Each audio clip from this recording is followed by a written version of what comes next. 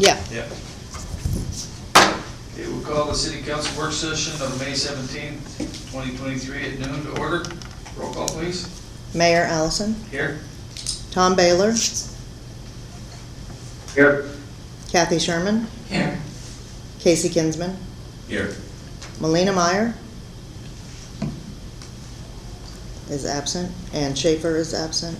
Kristen Carpenter Here. and Ken Jones. Here. That's quorum of council.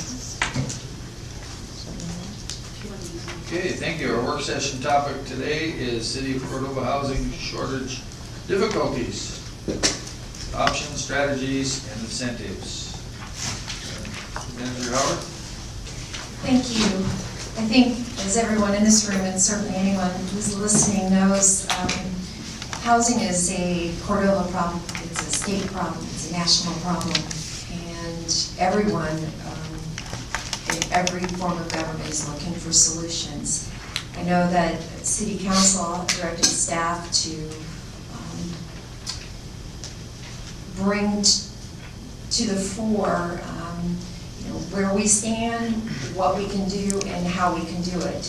So I will say that our city planner, Kevin, has spent quite a bit of time doing research and investigations into things that council can consider and discuss. But I want to back up a little bit. If you recall, a couple of years ago, we had a development company come to town, and they were going to build 15 units of housing in Cordova. They identified a site.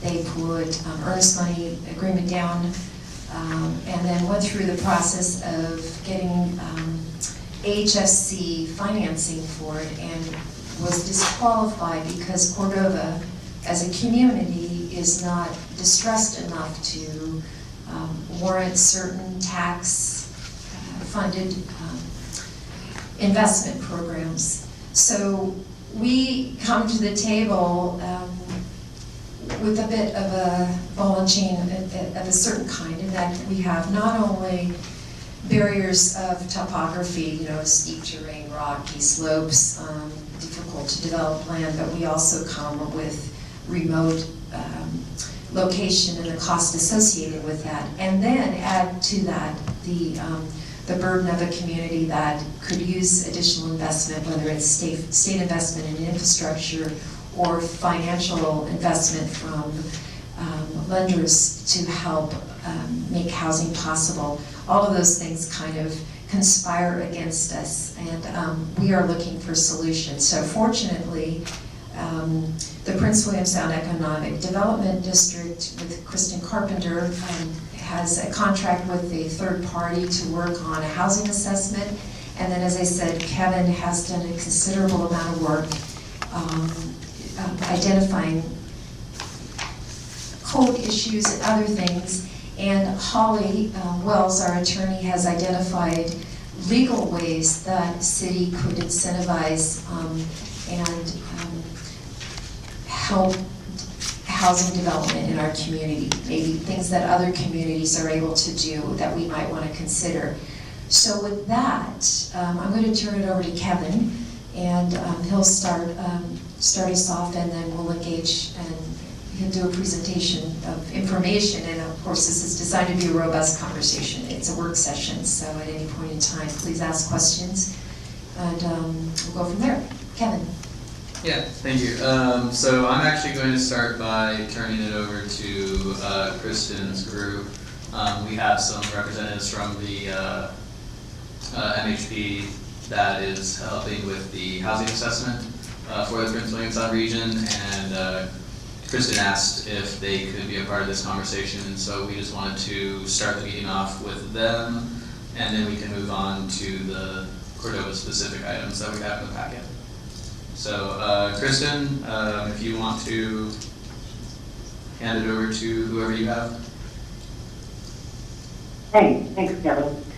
And thank you, Colin. Yeah, so this is Kristen Carpenter. I'm over at Whittier for a couple days. So calling in from sunny blue sky Whittier. Hopefully you can still get there too.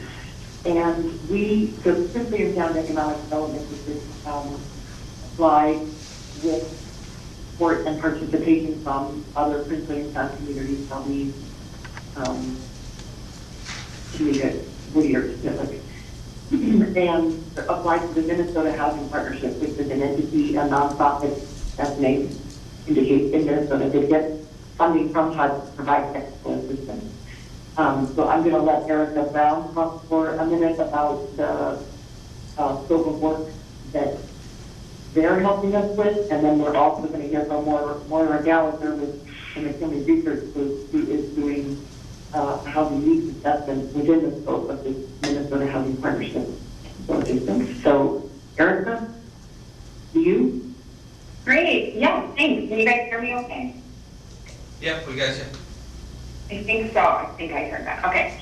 So thanks so much, Kristen, and I'm really grateful to be invited to participate or at least listen into the conversation today. As Kristen mentioned, I'm with Minnesota Housing Partnership, MHP. I'm a community development manager with the organization, and we have recently, over the past 6 months or so, engaged with the EDD and the other partners, as Kristen mentioned, to work on a couple of year contracts to support housing, technical assistance, and capacity building within your region. And that scope of work includes quite a few things. It, of course, includes funding to support this housing needs assessment that the EDD has also supported with the McKinley Research Group, which we'll hear more about in a minute. From that housing needs assessment, we are also planning to create a regional housing action plan, and that's going to have a lot more specific strategies for all of the communities about how to address their unique housing challenges. We're also planning to identify and create partnerships with a variety of affordable housing funders in your region, across the state, and nationwide.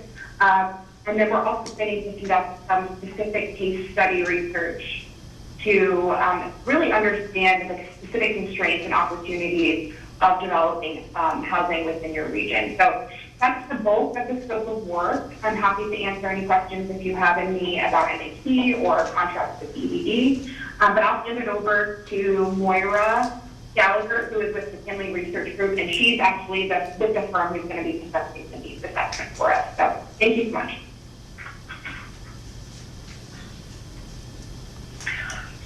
This is Moira. Would you like me to go ahead?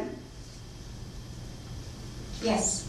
Great. Hi, yes, Moira Gallagher. I am a senior consultant at McKinley Research Group.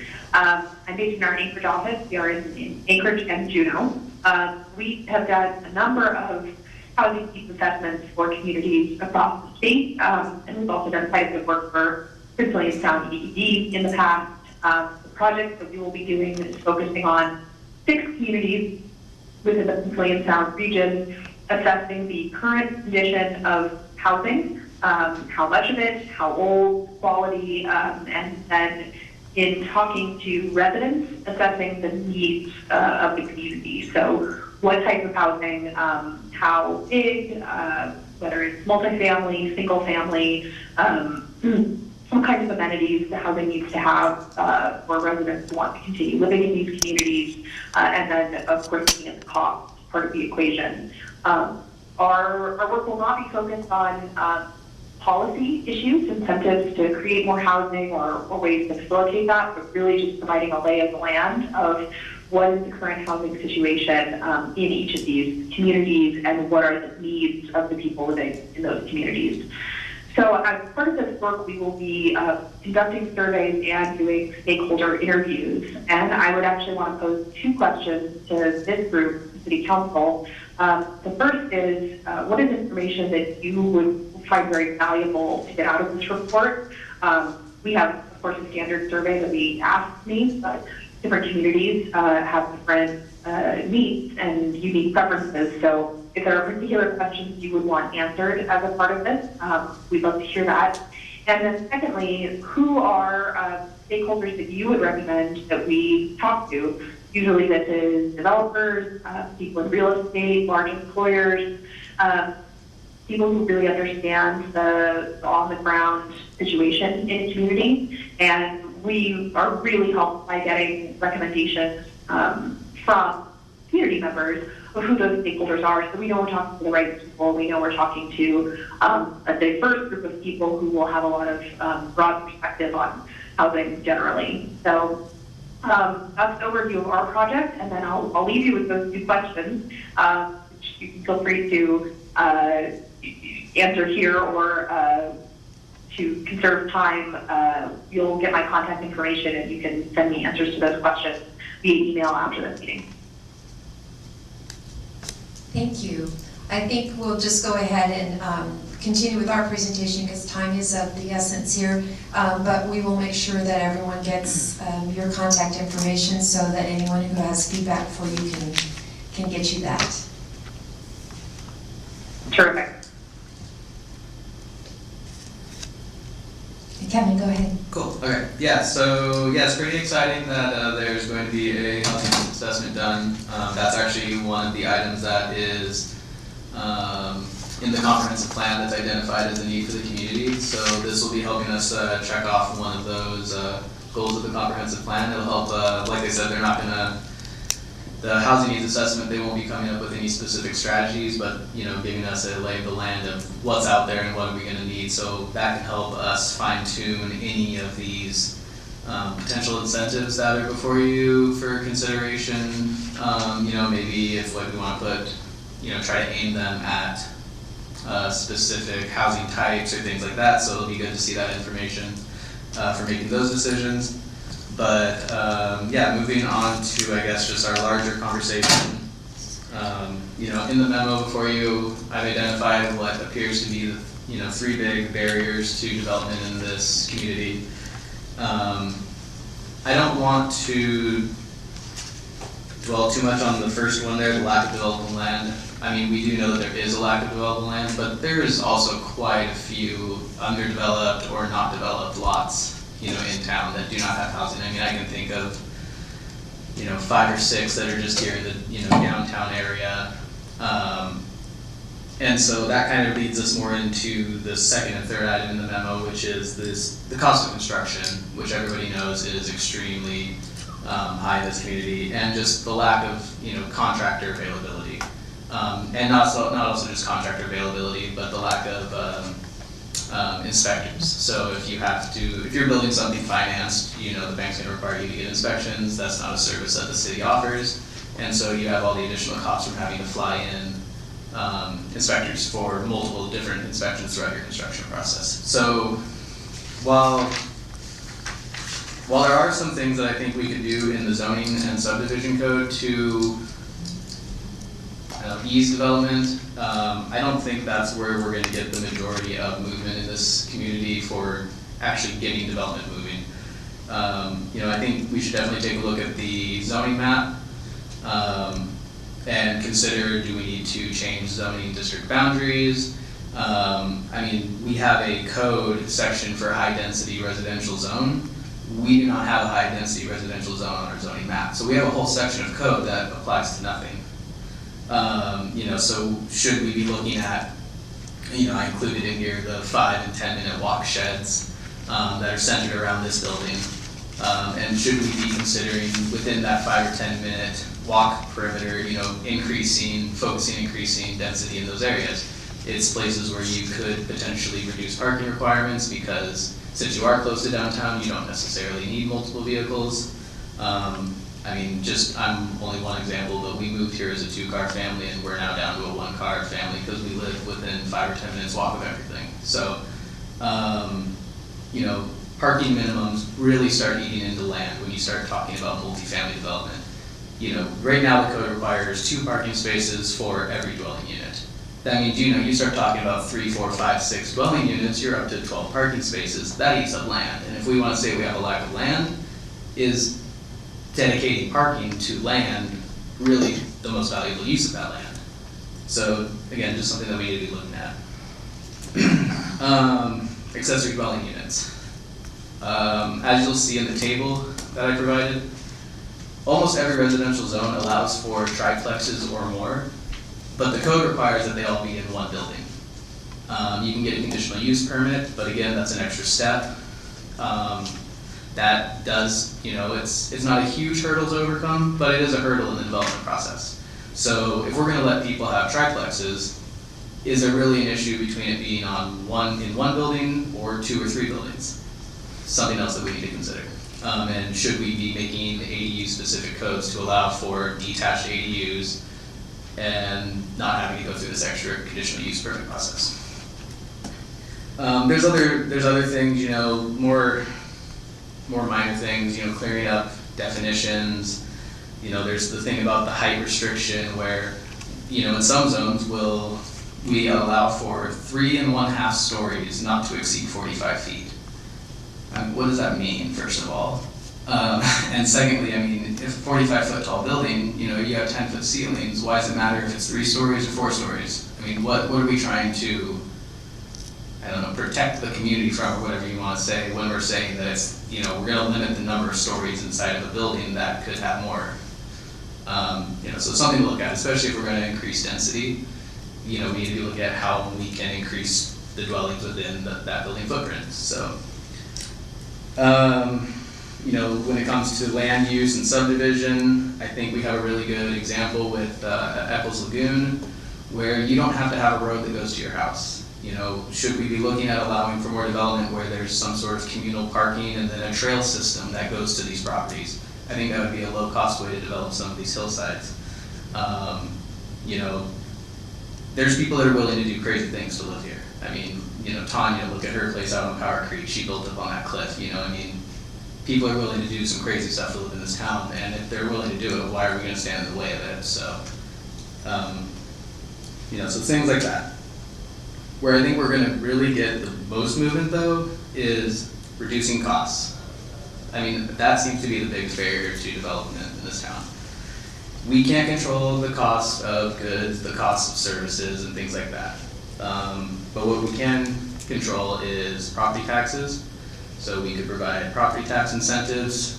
You know, I think we need to come up with some, if we're going to do that, then there should be some sort of guidelines where you build X number of dwelling units, you get X number off of your property taxes for Y number of years. You know, we need to come up with some sort of equation where it incentivizes people to build because yes, they're getting money off, but it also brings a benefit to the city because to get that benefit, we go after requiring a higher dwelling count.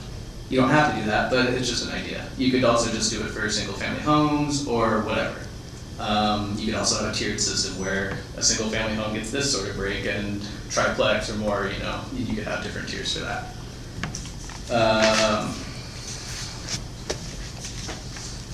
So construction of roadways, extremely expensive. You know, building the roadway, installing the utilities, all of that. Another huge part about why these hillsides aren't developing. You know, there's places where they've done reimbursement programs where if a developer, you know, they're gonna build a road from the right of way up to their property, then the city, through different mechanisms, could reimburse them for portions of the cost of building that road. Because if they're gonna build it from, you know, one spot to the next spot, it's now opened up the ability for these other properties to develop. And so is that something that we should look into? You know, in our code already, we do have the allowance to create,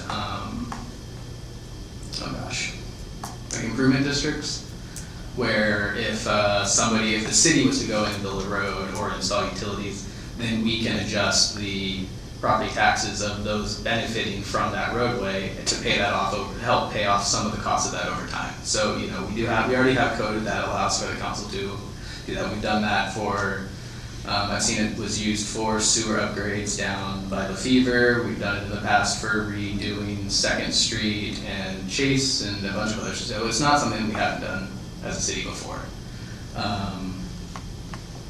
And then another option is just, you know, direct financial assistance with grants or subsidies, where we could set aside a portion of money every year and come up with a program where people could apply to get a chunk of cash to help them, and we could either focus it at, it can only be used for land development, or it could be as broad as it can be used for any of your construction costs. It's just, here's some extra money to get things moving. You know, obviously we'd have to find a way to fund that program.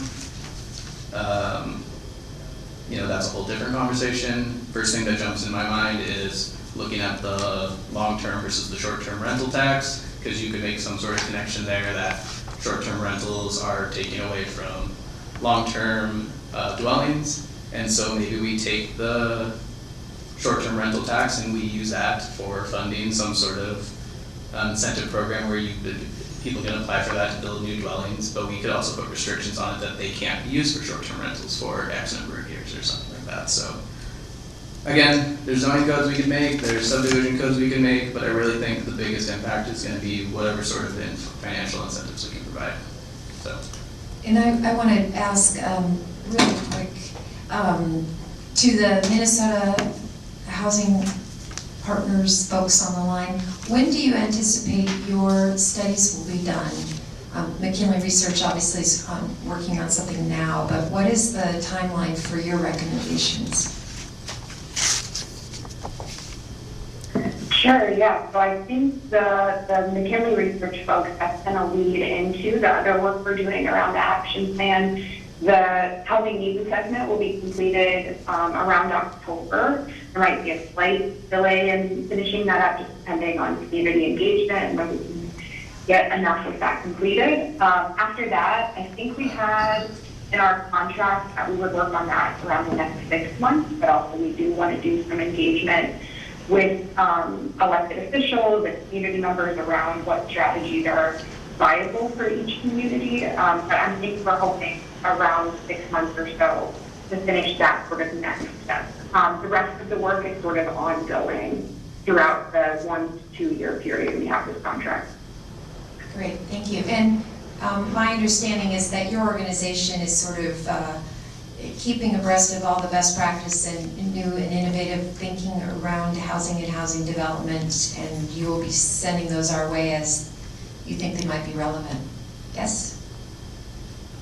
Yeah, absolutely. That's sort of what we do across the nation. We know that USU and Alaska have unique challenges and regulations and things like that as everyone across the country, but that is our goal, is to try to promote best practices that work within reason, within your community, and then sort of try to test them and get feedback around what you all think would work as well. But that is sort of the next step in the process after really doing the needs assessment, is we're hoping to identify strategies that are directly in response to those biggest needs and challenges that are coming out of that first study.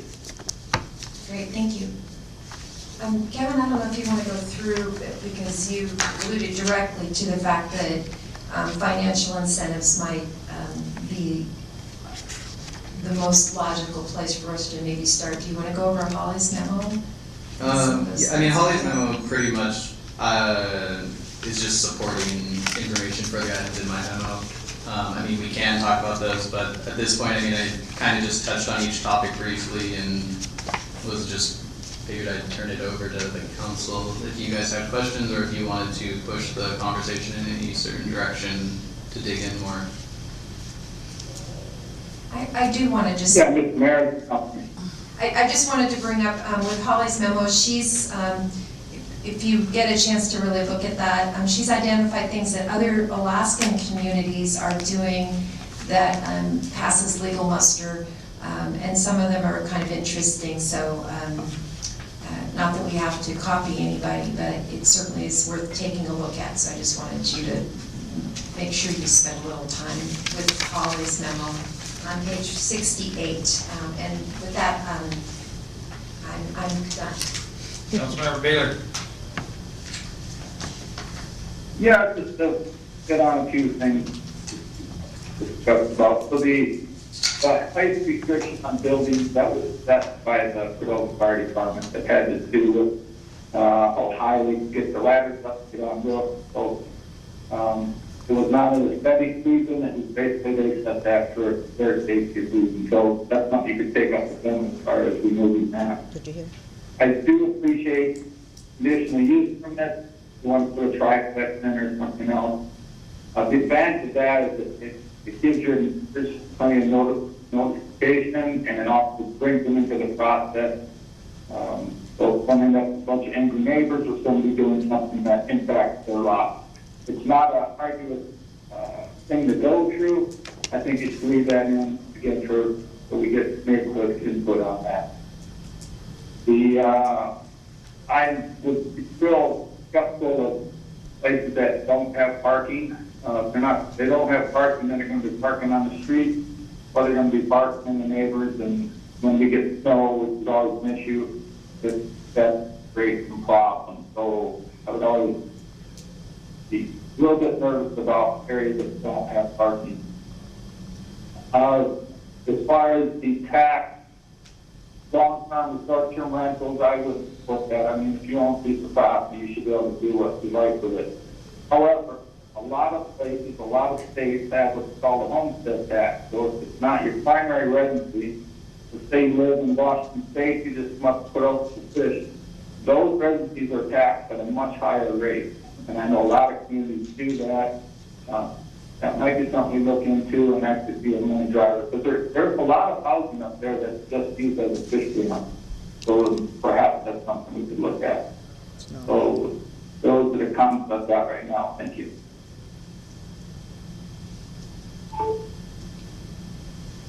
Councilmember Jones?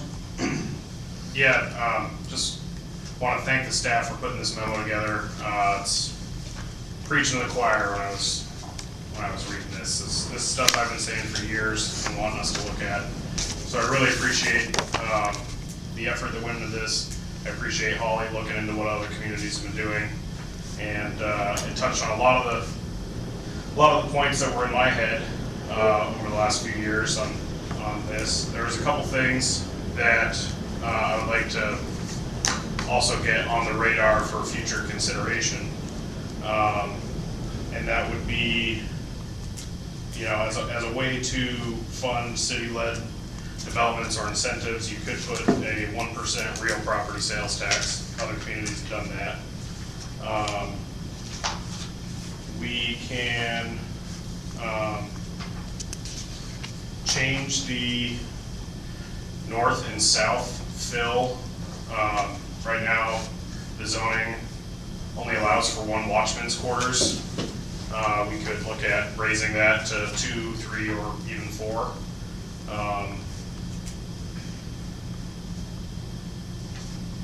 Updating the zoning to allow for detached 3 and 4 plexes, that's something you touched on. I would say that the conditional use permit process is a little bit cumbersome. I just went through it.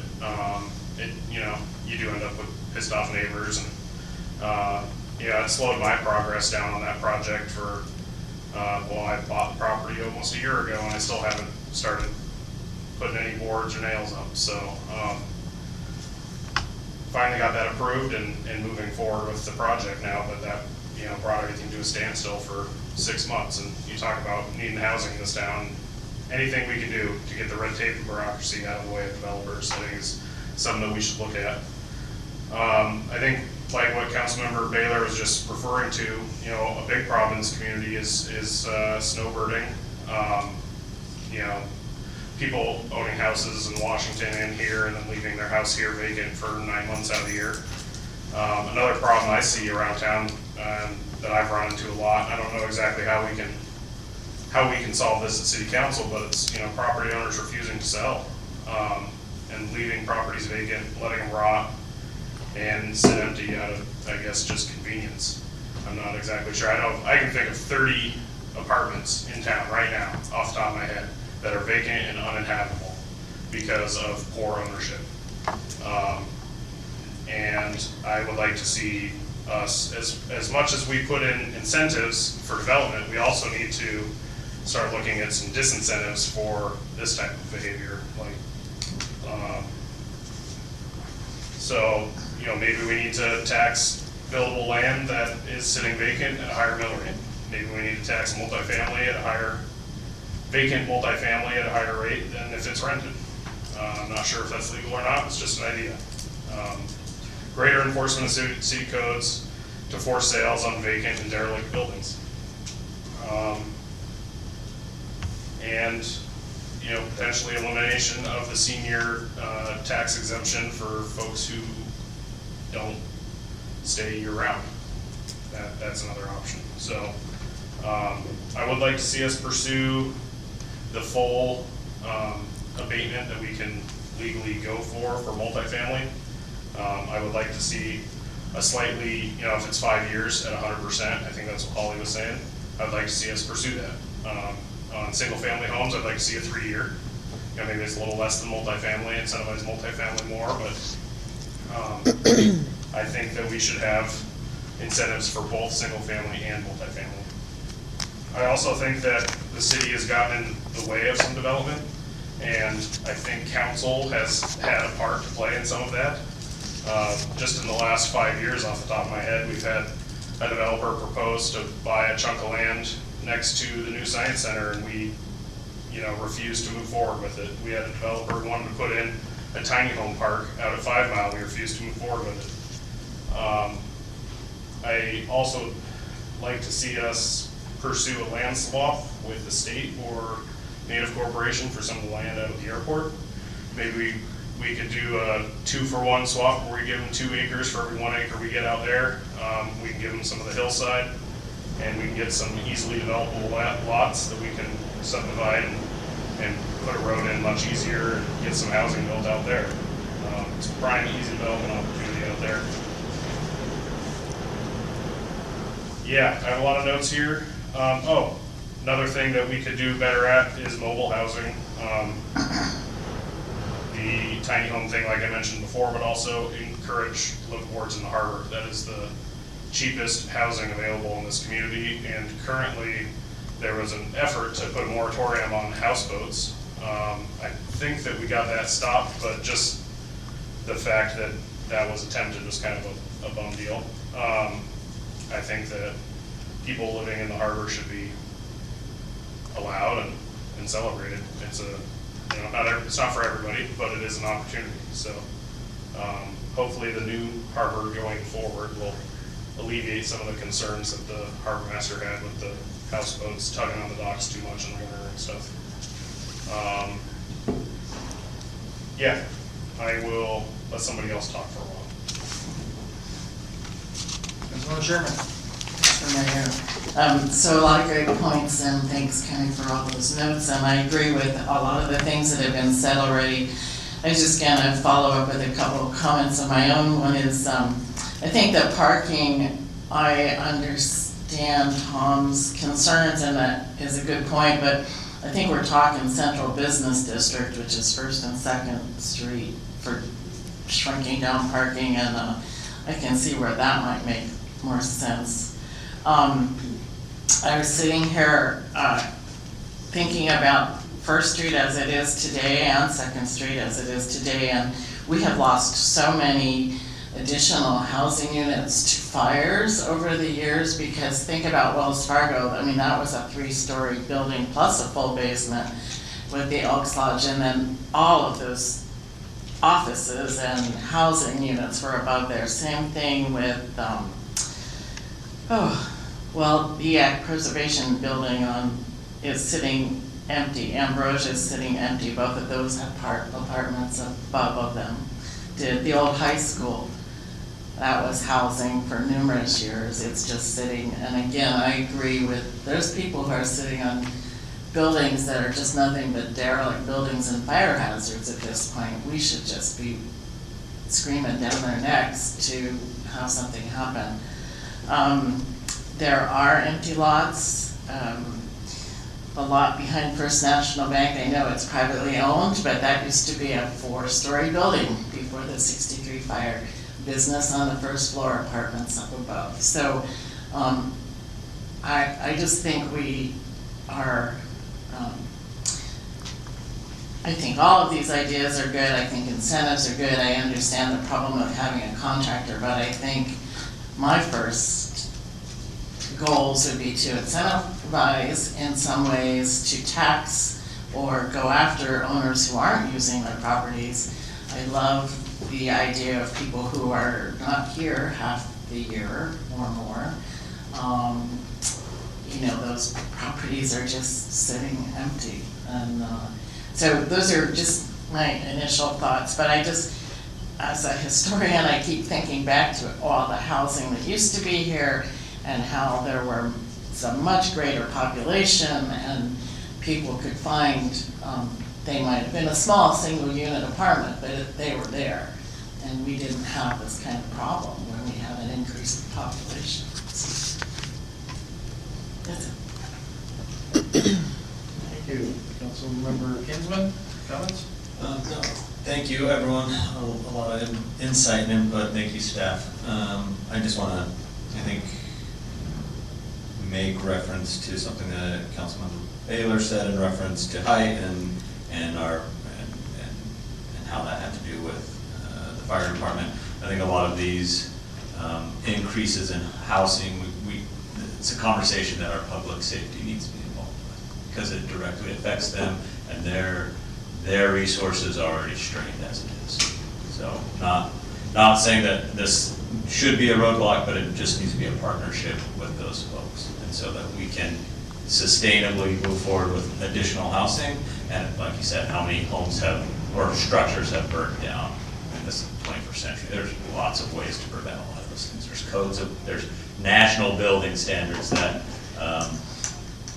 aren't necessarily enforced in our community when it comes to building, and a little bit of my background, I've had homes built down south, and to know, if we're talking about red tape, I see very little red tape in our building process, so everyone is aware, and a lot of the costs, we make up for some of that in finding contractors and building supplies, but as far as, for example, I have our building permit process. I'm almost speechless with how inexpensive it is to get a building permit in Cordova. When I know that I've spent thousands to almost $10,000 on a building permit down south. So just some perspective where I'm not saying we need to increase it, but I'd like to see us highlight for, I don't even know where we're at now, $165, $200, what's our building permit now? $125 for residential.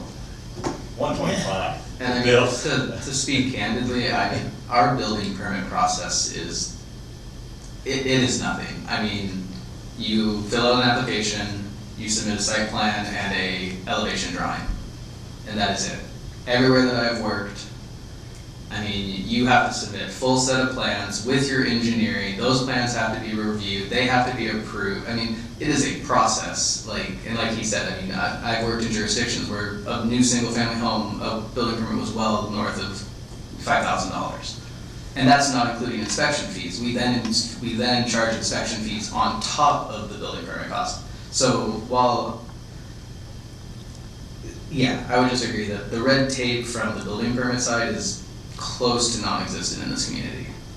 And like I said, going back to that, I don't know what the medium is, but I would really like to see that highlighted, that we're sending this out to contractors. People we want to come in and do development here's a spot where there is little to no restriction or red tape on, is our building permit process.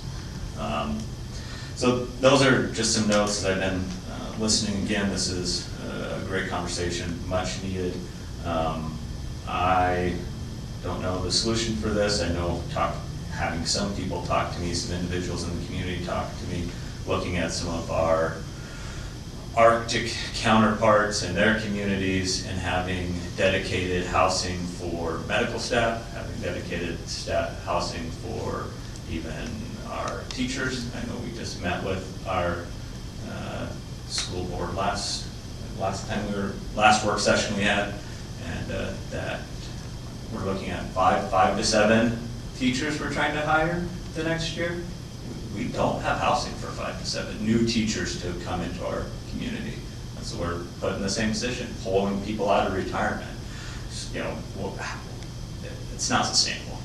And so I, again, don't know the answer for that, but that might be an opportunity, whether that's private and the cost is sent back. That's not saying that these teachers get to live there for free, or maybe that's part of the incentive, and I know some communities, that's part of their total benefit package. They come to these communities and have a place to live.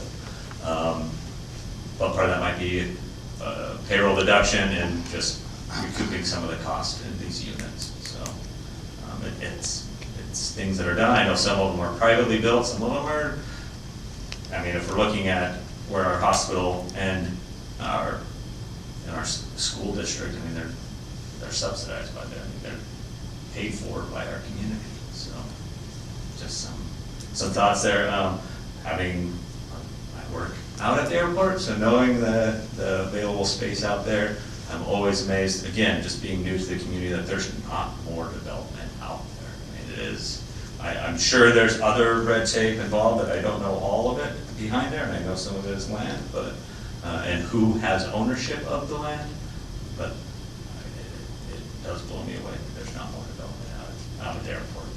So, just a couple thoughts that I have, and perspectives.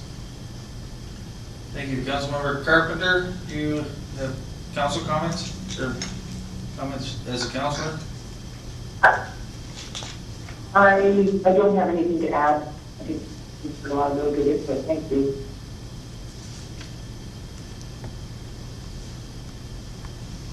So, where do we go from here? Council?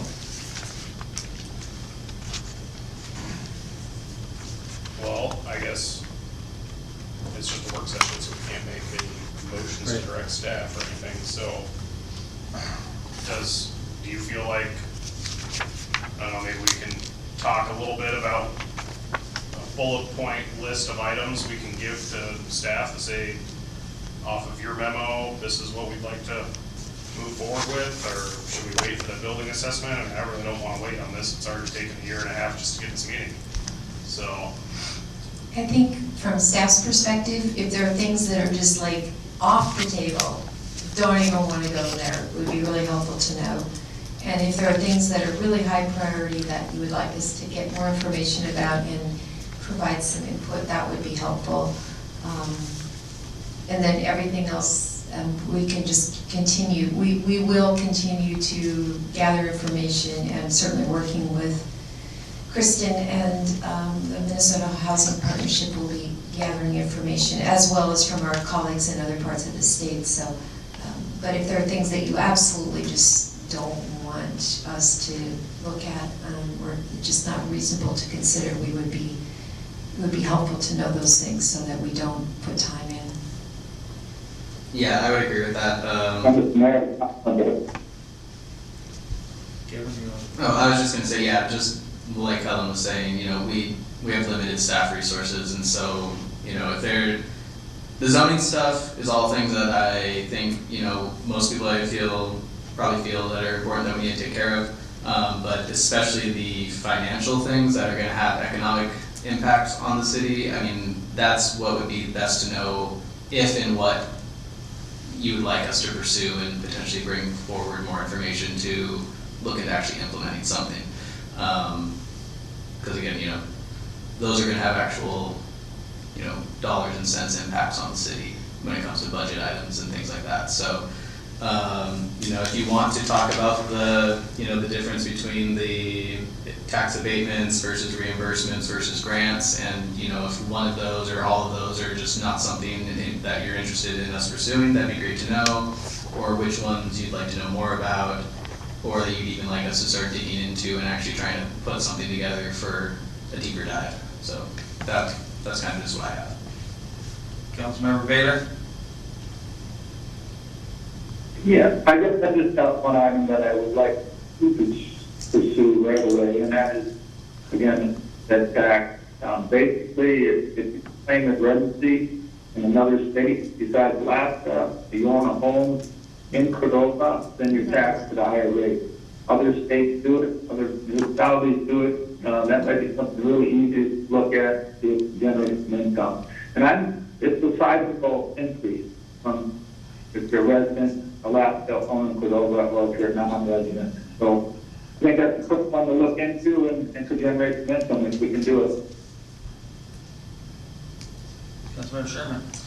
Sure, I agree with Councilman Baylor, but for top of my list is financial incentives.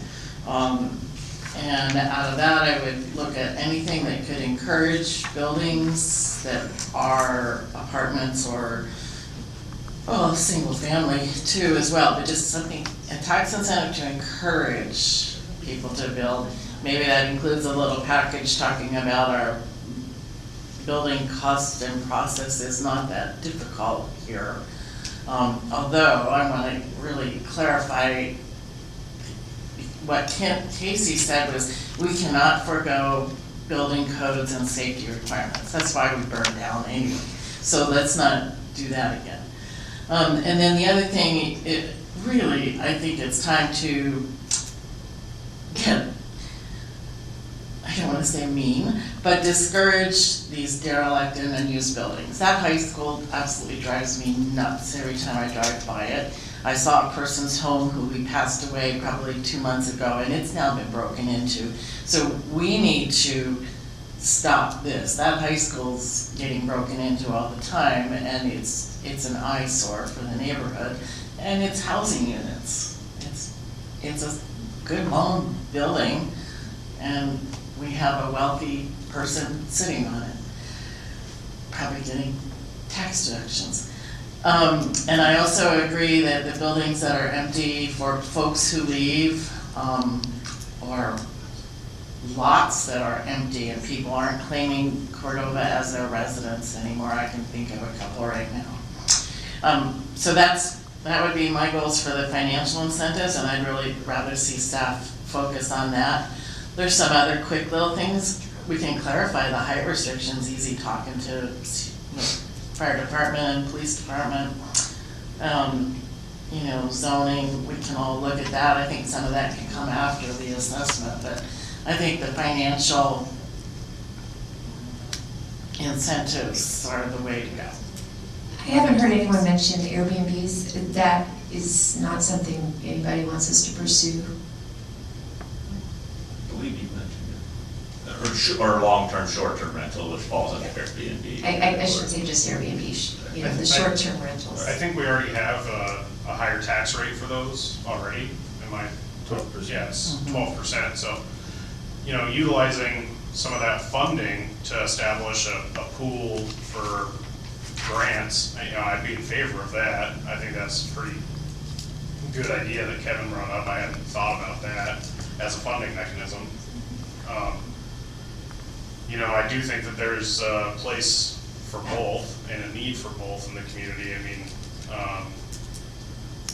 a lot of times, those Airbnbs, August, September, they're rented by sport fishermen. Well, and the rest of the year, you can put a teacher in there. You can put a travel nurse in there for 6 months. Or, not everybody can sign a 1-year lease. So there is definitely a need for both shorter term and longer term. I don't know if I would want to put a tax abatement for that. Maybe. I guess I'd like to hear from other council members on that, if we want to include short-term rentals in the abatement program or not. I think any and all development should be incentivized, but I primarily want to incentivize multifamily and single-family homes. That's my big priority with this discussion anyway. I think the financial side of the shorter term is already incentive enough when you can rent a place for $250 a night. The state was looking at limiting any single property owner to one vacation rental. Partly just to keep vacation rentals from being removed from the permanent resident inventory. And I'm not sure where that's going to go. I don't think it's going to pass this year, but that might be something on the table in the future. It's certainly being looked at in the House.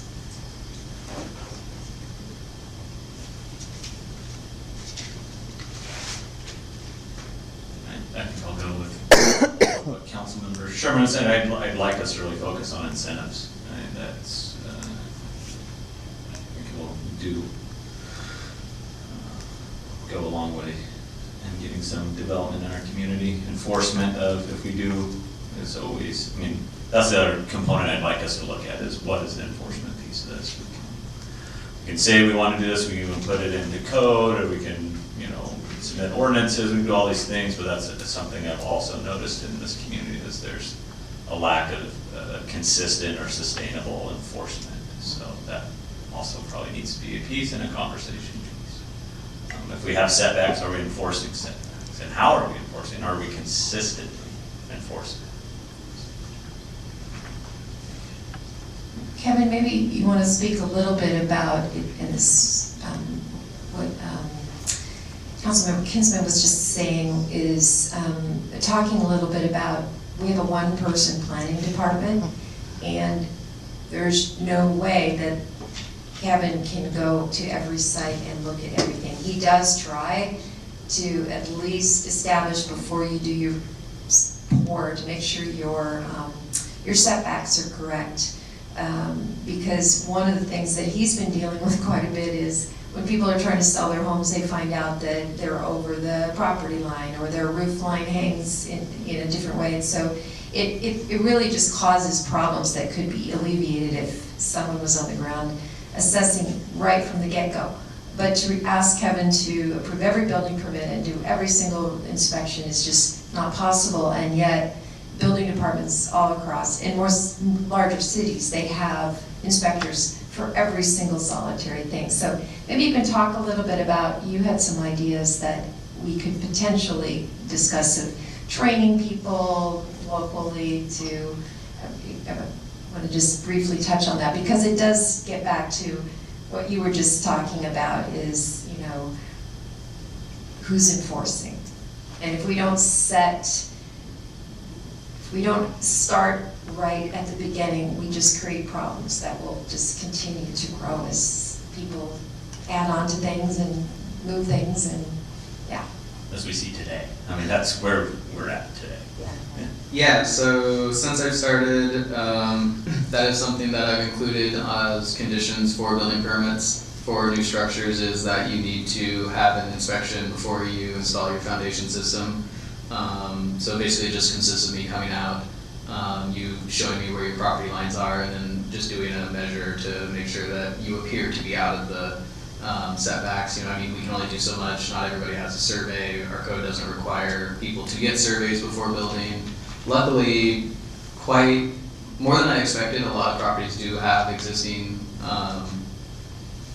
property corner like markers, so I haven't really ran into any issues yet where someone hasn't been able to show approximately where the property line is. So that is something that we're trying to do for all new construction and additions.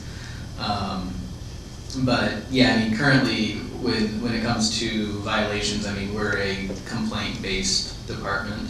I'm not out, you know, trolling the streets looking for issues. I just don't have time for that. I don't think that's necessarily what the community is looking for either.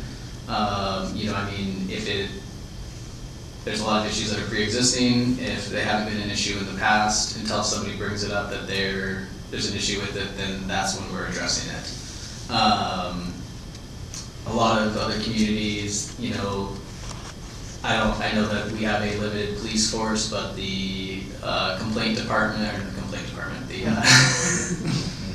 the enforcement department for zoning enforcement, you know, a lot of communities, that's a duty of the police department. They either have a zoning a code compliance officer, and sometimes that's an independent position, sometimes it's just part of your duties as a police officer. So I don't know if that's something that, you know, if they have the bandwidth to add some sort of, you know, that into their mix, you know, that would definitely help a lot, and I think that would also come with a little more consistent enforcement. You know, usually when someone with a badge shows up, they get a little more respect than when I cruise up in whatever vehicle we have that day. But that's a completely different conversation. So, you know, the training for the basic residential, I can't remember what it's like called, it's residential 1 or something like that, building inspector through ICC, the International Code Council, it is fairly inexpensive. But again, it's just who has the bandwidth within the staff to actually, you know, get certified and then implement an inspection program. And that's really what it comes down to, is just staffing resources, so. Do other small communities contract with potential building code and? Yeah, there are private companies that you can contract with. I don't know what sort of cost savings you're gonna get with that because of, you know, having to still fly people in to do that. But Yeah, I mean, that's definitely a possibility. When we were building, we had to fly in someone to do the assessment of to make the house 4-star or 5-star, the energy efficiency. And we split that cost with another local builder. That might be an opportunity to just further incentivize or to highlight some red tape restrictions if the city had a pool of inspectors or something that we could direct people to. Again, maybe something that other smaller communities are using or utilizing. Might be. Yeah, I can check what other communities are doing. A lot of communities aren't even doing anything though. I mean, you know, I think Homer doesn't even have a building code. You know, so things like that. So us even having a building code is already a step ahead of a lot of other communities around Alaska. But a lot of any of these solutions are going to require financing, and generally speaking, most of that's going to come from a lending institution. And so if we can create some partnerships, even if it's not us providing the inspector, but here are some inspectors, you know, just anything like that would be helpful for that lending process. I did want to share one thing. The fire department last fall started a building inspection program. I shouldn't say building inspection. They went around to buildings that were unoccupied and did assessments so that they could share with first responders what to expect.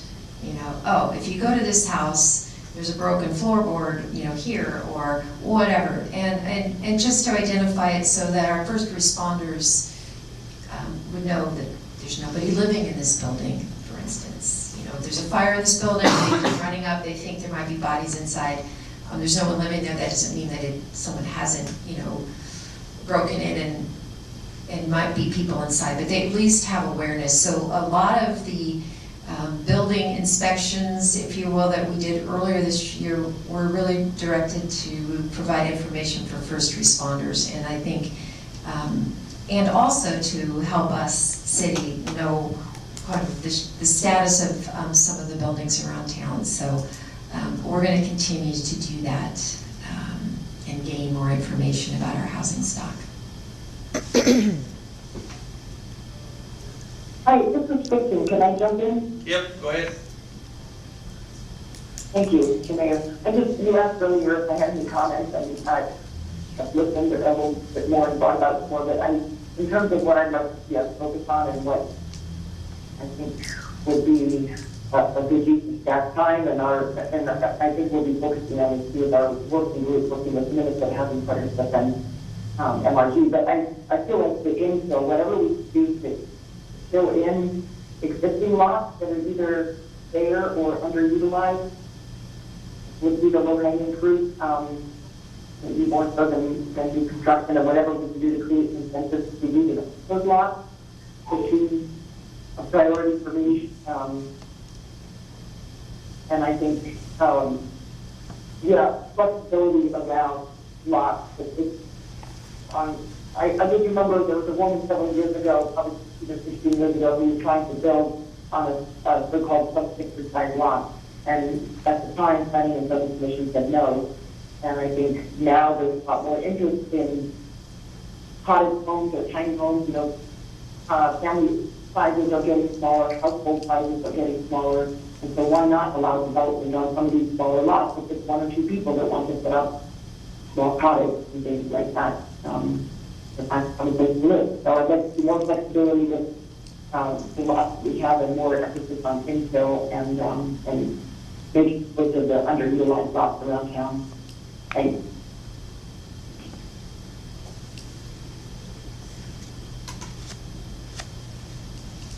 Councilmember Jones? Yeah, just, I would agree with previous comments. And one thing I just want to make sure gets put on staff's radar is something that I think it's low-hanging fruit, is not just the incentives that we talked about, but also changing the code on that north and south fill to allow for more than one. Because right now, they're only allowed 1 watchman's quarters, and there has been interest in the past from multiple different developers who wanted to, you know, put 2 or 3 apartments above storage units or above a fishing warehouse or whatever, but right now you're limited to one. And that's an opportunity, I think, for a little hanging fruit there. So if we can get that updated sooner rather than later, I think it'd be pretty easy to do to change that, so. Can I just make a comment?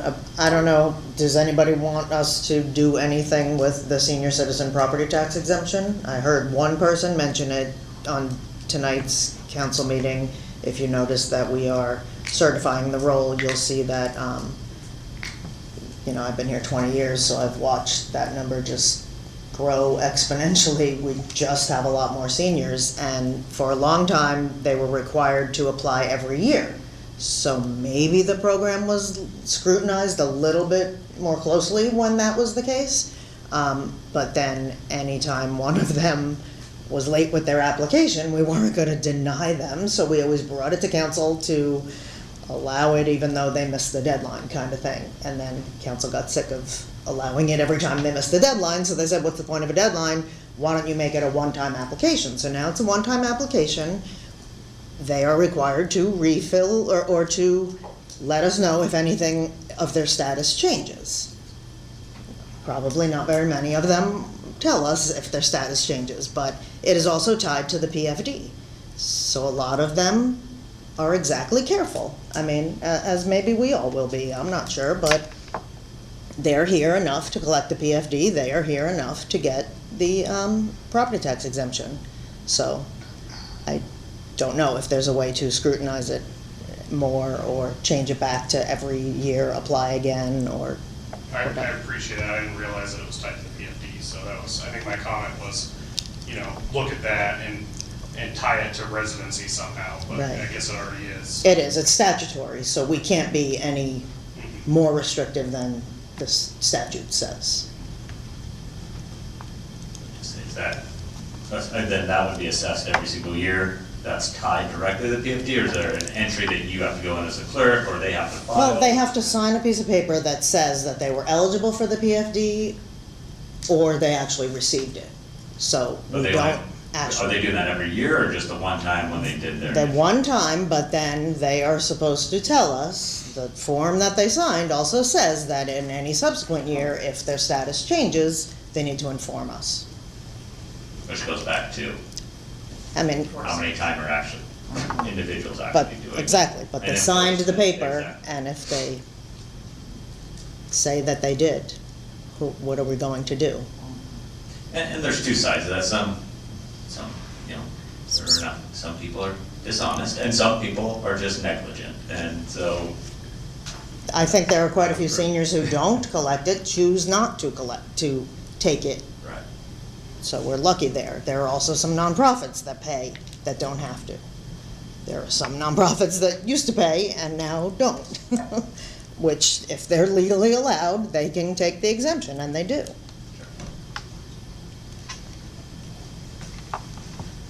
Well, I think we have some general direction. Obviously, this is the first of what I hope will be more meetings around this when we get some ideas together that address some of the things you guys discussed today. We'll bring them back in a workshop format with some recommendations. It won't be like tomorrow. But we'll definitely, this is a focus, and it's a priority obviously for all of us.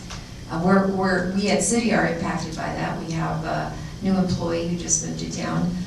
She has housing through the end of June, and we'll have to find something else in July, and maybe something else in September, and she just is well aware, as a permanent employee of City, that she does not have permanent housing yet. So we'll be continuing to focus on that, because I know it impacts everyone's ability for employment, whether it's a school or the hospital. It's, if we don't have housing for the people we want to employ, they will not be able to move here. So thank you.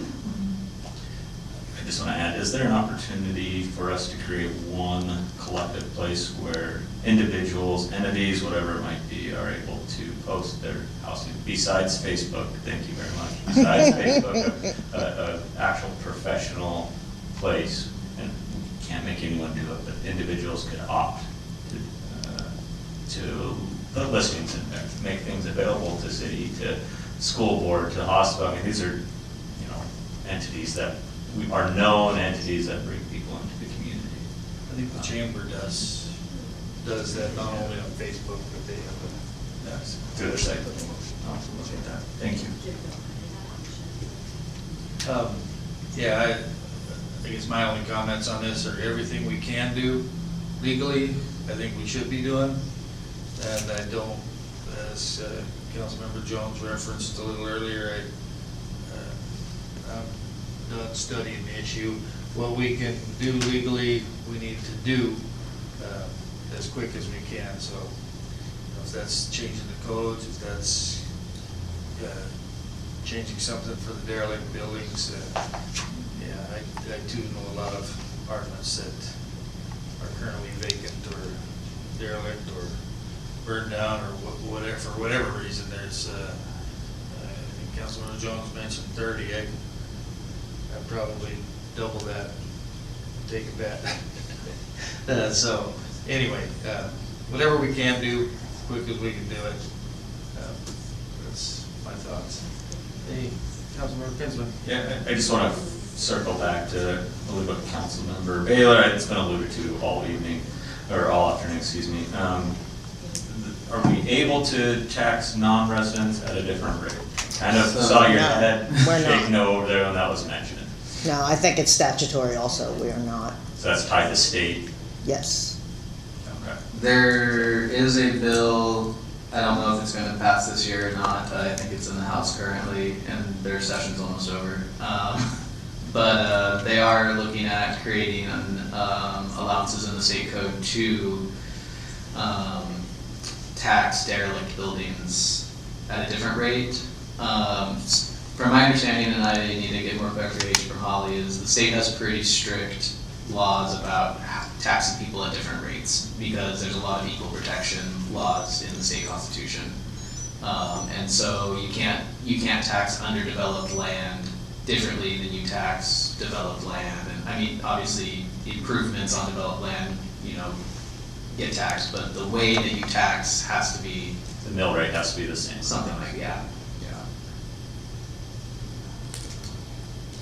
And there's a whole part of state statute that talks about optional exemptions that a municipality can adopt in their code, but they are also so restrictive, and I think we did put the economic development optional exemption in our code, and nobody's ever used it because it's so, for such a small possibility of somebody even to be able to use it. We do have another one in there that nobody also uses, which is about exterior, putting up new siding or something. But all it gives you is 3 years of your assessed value can increase for 3 years if you do some landscaping or something that helps the exterior look of the property, but it can't increase the square footage of the property. Like somebody might want to add a unit, like you said, but then it wouldn't fit under that category. But there are some that do fit under that category that we could explore putting in our code. And the other thing, just to, as we close out our meeting here, just want to reinforce looking at Holly's memo because she is aware of our code and she's aware of opportunities that other communities are using in some of the innovative ways that we can incentivize that fit within the state statutes, and we would be allowed to do something similar.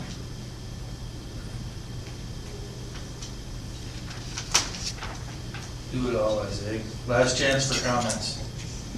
Ready? Are we gonna open it up to public comment? Because there's quite a few people here in the room that You can. Anybody in the would public like to hear a little bit. want to say anything? School is shaking their head. Build a multi-family unit for teachers. Thank you, Alex Rustin, Superintendent. Really appreciated listening to the conversation, and there were lots of comments that really resonated. Reference the challenges for teacher housing. We're still looking to hire several. We've got a couple in the hopper that are looking to see before they commit whether there's housing available. And those are people in Alaska, so they definitely understand challenges in small communities and so forth. But the district is interested in participating in conversation and working with the city through city council with opportunities or advocacy around housing. That's definitely a need.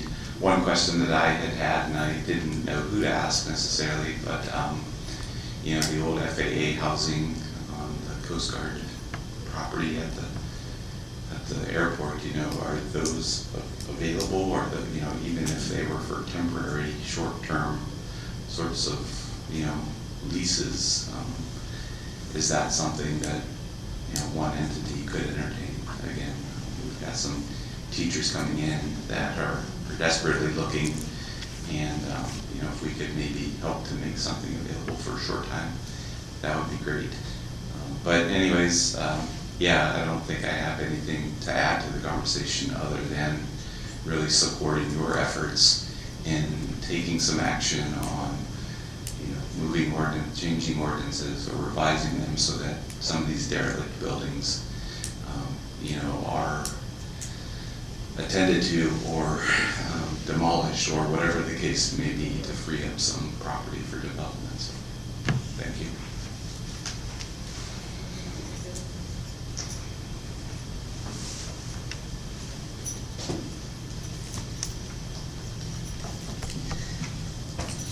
Barb Jewell, mile 2.2 Whitetail Road, and I'm actually going to wear my professional hat rather, because Alex did a great job in the school district. And so some of you know that I have been managing a short-term shelter program for the past 2.5 years. And so have run into a lot of these housing issues really pretty dramatically. And so we've closed that program down effective June 31st because we don't have the capacity to manage it. We can't hire the staff. It requires more work. And more importantly, the point of the program was to help people until they could get permanent housing, and we couldn't get people permanent housing. There wasn't permanent housing for them to get.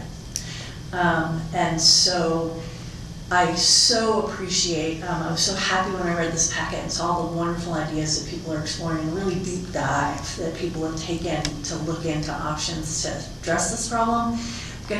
These are all pretty long-term solutions, which is good, we need them, but we also are going to be in drastic need of short-term solutions. And so especially with the number of building projects that are coming through in the next 2 years, and the number of people that are going to be in town, some of them temporary and some of them permanent, or long-term anyways, and we're going to have a very big problem with homelessness and lack of shelter. And overcrowding and drawing on city services. So I'm going to encourage you to add that piece into your conversation as you look at these very difficult problems. Again, I think the ideas that are being looked at are excellent. I can't think of an area that you haven't come up with to look at. The only other piece I would offer as someone who both purchased a home here in town and looked at construction, the inspection problem is a real problem for most people, and I have seen, like Kathy, we were able to collaborate with someone. We actually collaborated with the city engineer who happened to be here and was available, but if there was a way that the city could do something like bring inspectors in 3 times a year on a schedule, people could pay to utilize their services, therefore reimbursing the city for some or all of those costs, right? But that it'd be a way to pool resources so that, if the city knew they were bringing someone in April, July, and October, which is when most of the stuff is happening, people could plan their projects and 10 people could use that inspector on one trip, really reducing costs for folks. And it would be someone that they knew was reliable, licensed, the inspections would pass muster with banks. So that's the only other suggestion I would make in terms of the things you're looking at. Thank you. Thank you. Anybody else? Last time around the table? Councilmember Baylor, Councilmember Carpenter? I'm good, thanks. Okay, thank you. Okay, business being done, we will adjourn the meeting. Thank you.